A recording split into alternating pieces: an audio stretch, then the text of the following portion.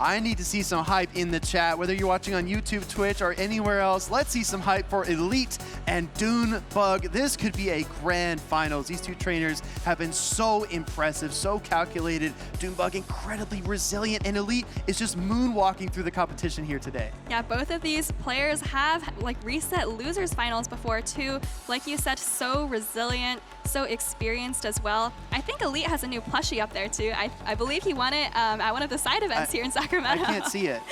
It's too small. I can't see it on the screen. But I will say that DOONEBUG's team does feature 2 flying type Pokemon. Meanwhile, Elite's Frostlass looks like it is in a great position. It's got favorable matchups against the Medicham, against the Gligar. It can even beat a Registeel if you ask Arrow. Yeah, absolutely. I think you actually need to watch out for the Lantern the most there, but like we were saying yesterday, one of the main differences between Mandibuzz and Umbreon obviously is that weakness to ice. So with Elite's Frostlass there, that can make a difference.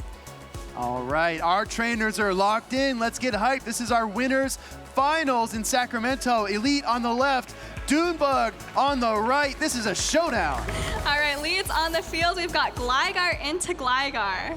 All right, Gligar mirror on the field. Backlines also looking very similar. Lantern shared by both trainers. Medicham is going to be a difference maker, but the Mandibuzz that DOONEBUG has brought time and time again appears here in game number 1. Yeah, that Mandibuzz would have really liked to see that Gligar. There is a potential it ends up seeing Elite's Lantern, so DOONEBUG has to be really careful with how he chooses to lock in his Pokemon here. First Aerial Ace fired off by DOONEBUG. Does some meaningful chip damage. Here comes an Aerial Ace in return from Elite. We don't know which one of these Gligar will win the charge attack priority, but it could be very important down the stretch.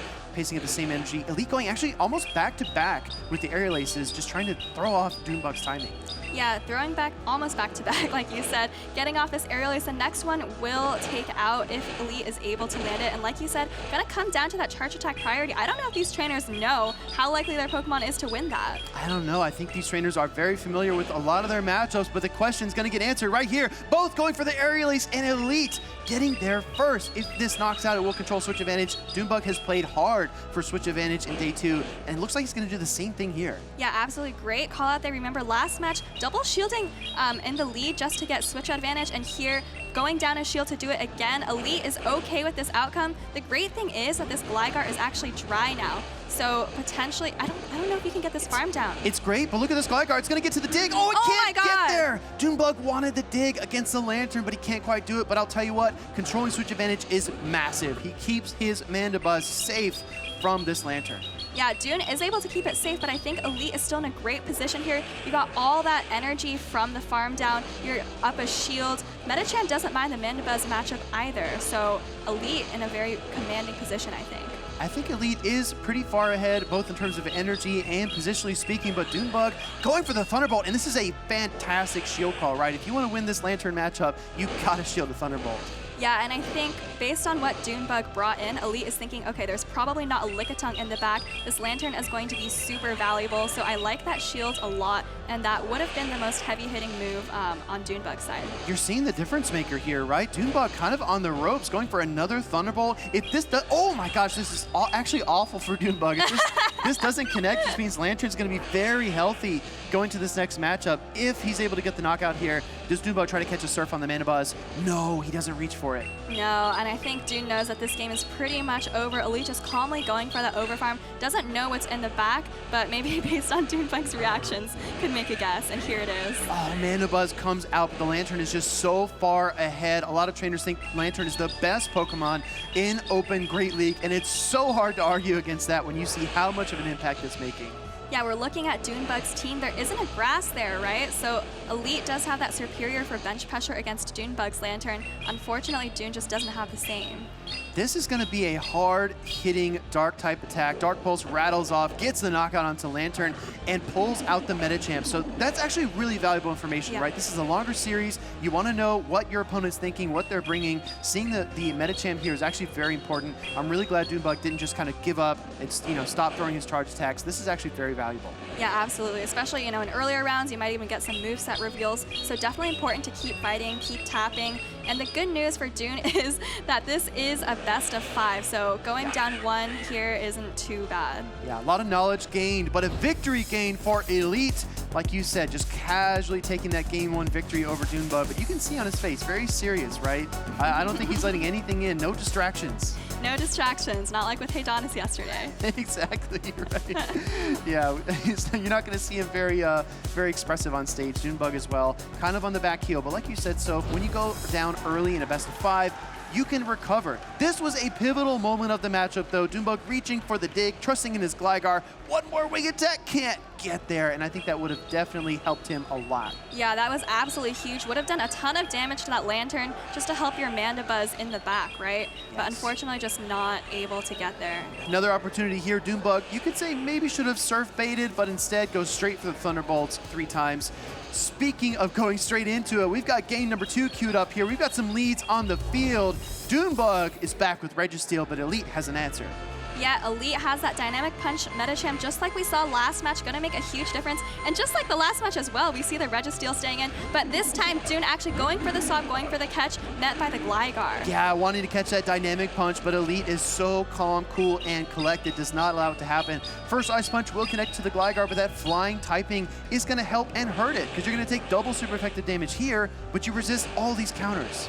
Yeah, Elite continuing to farm up here before throwing an Aerial Ace. I don't think it's quite going to knock out, though, so gonna have to commit a Protect Shield or just let your Gligar go down.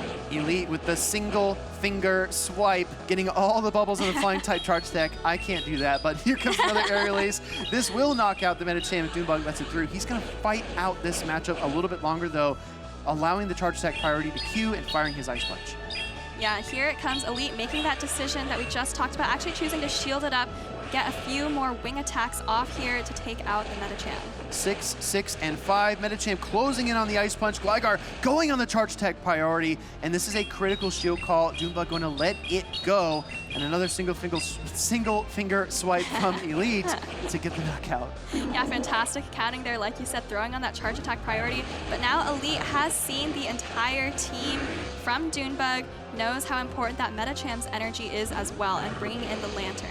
Turning the tables there with the full spark down of the Gligar. We do see now the Lantern for DOONEBUG is ahead, going straight for the Thunderbolt against Elite's Lantern. Still, the matchup on my mind is that Registeel versus Medicham, and when Elite took control, switch advantage there, it really kind of closed the door, closed the window of opportunity for DOONEBUG, trying to make an opening, switches in the Registeel, gets out the Zap Cannon, and avoids the charge attack priority, but Elite was ready for it. Yeah, Elite was absolutely ready, switched the Medicham right in, probably going to farm up just a little bit more, did get that attack drop though, so, you know, this Dynamic Punch isn't going to do quite as much damage. All that stored energy is coming in handy for Elite, because even if DOONEBUG protects shields this Dynamic Punch, he's just going to get hit with another one. He uses the first shield there, reaching for another charge attack, but Elite closes in. That was a right hook and a left jab, and this is definitely going to deal a ton of damage to the Registeel as it gets toppled.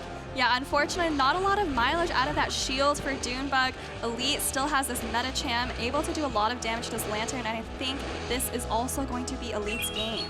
I'm trying to think of win conditions here for DOONEBUG. Medicham just has too much health. It's not a comfortable matchup. You look at the Lantern in the back, and it's also outside of Thunderbolt range. There's just so much work for Lantern to do, and I don't know if they can close this matchup out. Yeah, I don't think at quite hand. This Thunderbolt will connect and do quite a bit of damage, but Elite still has a lot of health on his own Lantern in the back. This Medicham does hang on, and the Lantern already has a move as well.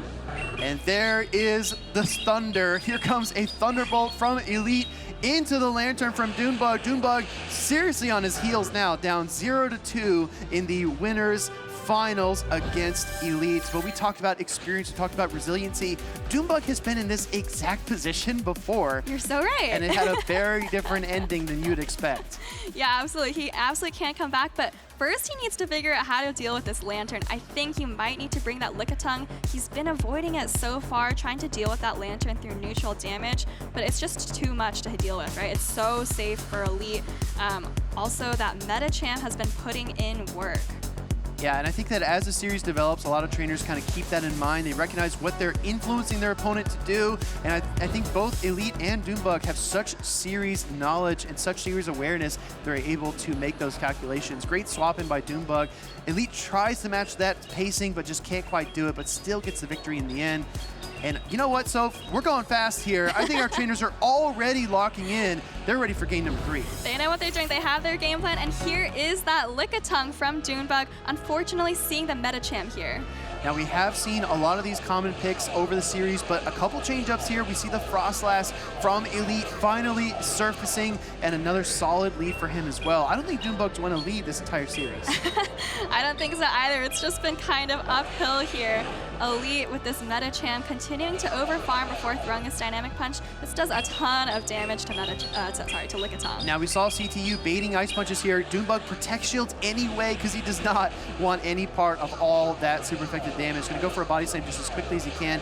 Right before the dynamic punch, does DOONEBUG pull the trigger? Yes, one lick prior. Yeah, fantastic counting from DOONEBUG here. He knows that Lickitung can win this matchup. We just saw a few rounds ago. So maybe continuing to do that strategy here and go for switch advantage. Exactly right. DOONEBUG has double shielded Lickitung in the past. He does the same thing here, trying to control the pacing of the game, trying to wrestle this series away from Elite. The licks add up, and that actually might be instrumental because he's got Registeel, he's got Gligar. There's not a solid answer to Lantern, but I do think he can close off the Frostlass if he does come out. Now he received Lantern and the Power Whip. Yeah, I think Elite is just choosing to let this go, potentially going to put things on the back of that Frostlass. You're up a shield, you can get up energy if you want to, and that is exactly where Frostlass thrives. Here it comes, getting a few Powder Snows, and here comes that Registeel. Yeah, we saw the switch in for Elite. He banked the Surf on the Lantern, reached for the Frostlass here, and that allows DOONEBUG to send in the Registeel immediately and avoid the Gligar versus Frostlass matchup. Shadow Ball does connect here. You need 2 Shadow Balls to knock out this Registeel, but Registeel will strike back with a Zap Cannon. Got to be very careful with your fast attack timing as well. You want as many lock-ons as you can possibly get.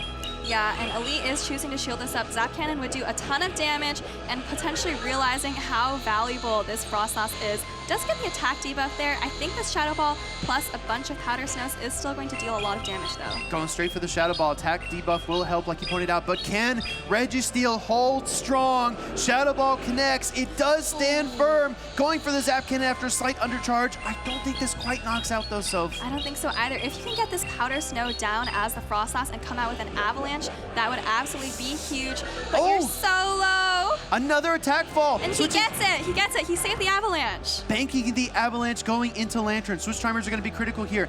You need a big heads-up play if you're DOONEBUG. You got almost 2 Surfs on the Lantern. Time is running out. Elite might just have this one in the bag.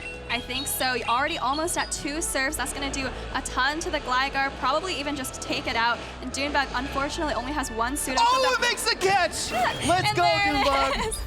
Great catch by DOONEBUG, but unfortunately, I think Elite did bank that Avalanche on that 1 HP Frostlass in the back. He did, absolutely did. We're gonna go straight for the dig here. DOONEBUG trying to knock out the Lantern. A great swap-in catch to stay in this game. But like you said, so Frostlass has a sky-high attack. Elite comes in and puts the freeze on DOONEBUG with the Avalanche. And a great gameplay there from Elite. If he had just been a little slower with that Frostlass, wouldn't have had that, and that Frostlass would have fainted. But a 3-0 from Elite to move on to those grand finals. Right, 3-0, not breaking a sweat. He's all smiles now, but if you rewind to just before this matchup, he looked stern. He was not having any jokes or any laughter. We see some hugs on stage as well.